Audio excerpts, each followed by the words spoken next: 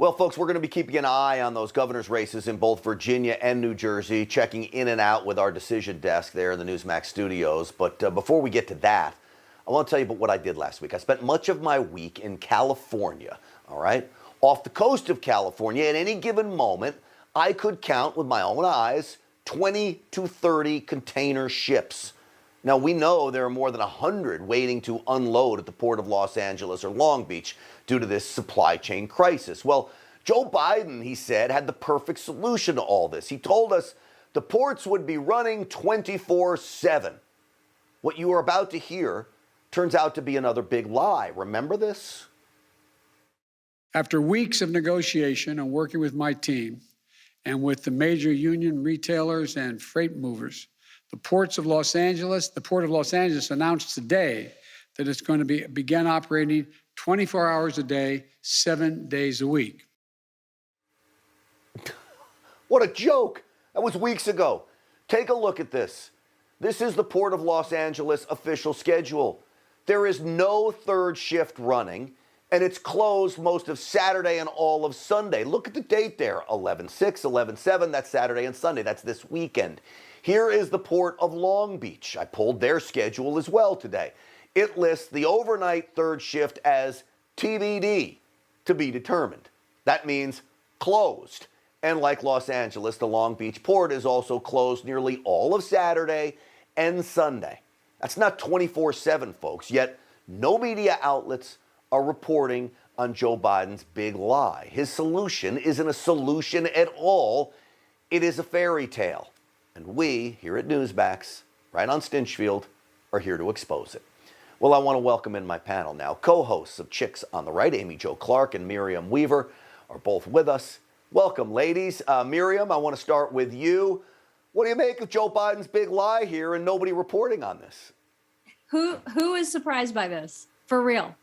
This is why, can we just add this to the column, the long, ever-growing column of reasons that I love Governor Ron DeSantis? Because Governor Ron DeSantis is going to make sure Christmas happens. He's got the ports open in Florida and cargo ships are on the way. You know, Amy Jo, what's crazy is it only took me, I don't know, 5 minutes. I was an investigative reporter. I got some Emmys to my name, but I didn't really have to do much investigating. 5 minutes to pull the schedule. Not one media outlet is checking Joe Biden on this. Yeah, right. It's like, I want to talk to all the other media and be like, let me Google that for you. Oh, wait, I don't even know if Google will have that, right?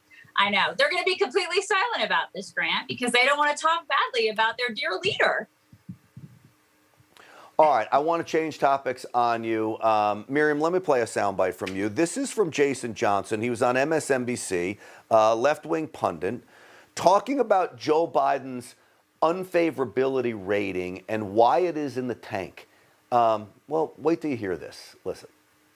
Those people who voted for him, those Americans who actually believe in this country, believe in democracy, including people who didn't vote for Biden but are certainly not insurrectionist terrorists, they feel like they got punched in the face on January 6th. They saw the whole country get attacked. And they want a president who's going to fight back. They want a president who talks about these terrorists the same way that we heard George Bush and Bill Clinton talk about terrorism for 20 years.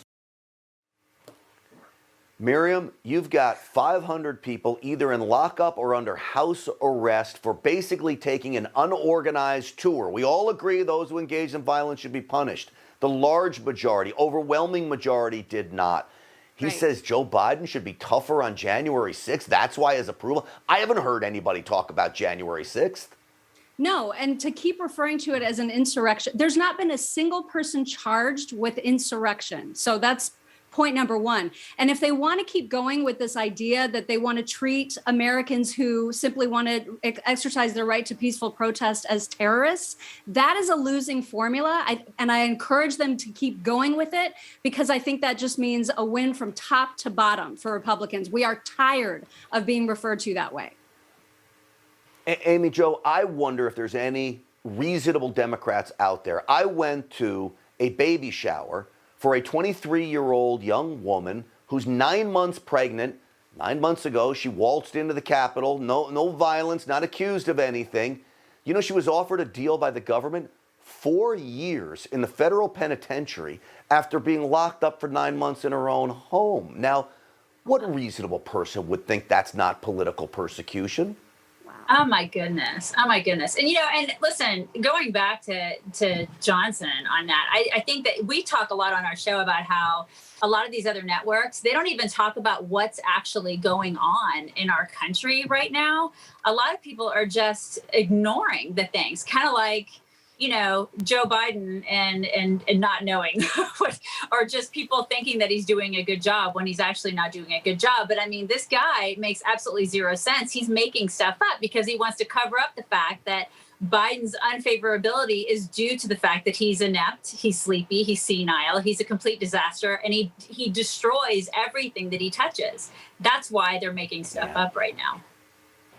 He sure is, boy. I mean, it's just bad news watching him in action. Amy Jo Clark, thank you. Miriam Weaver, it is great to see you both, ladies. We'll see you again real soon. Thank you for coming on.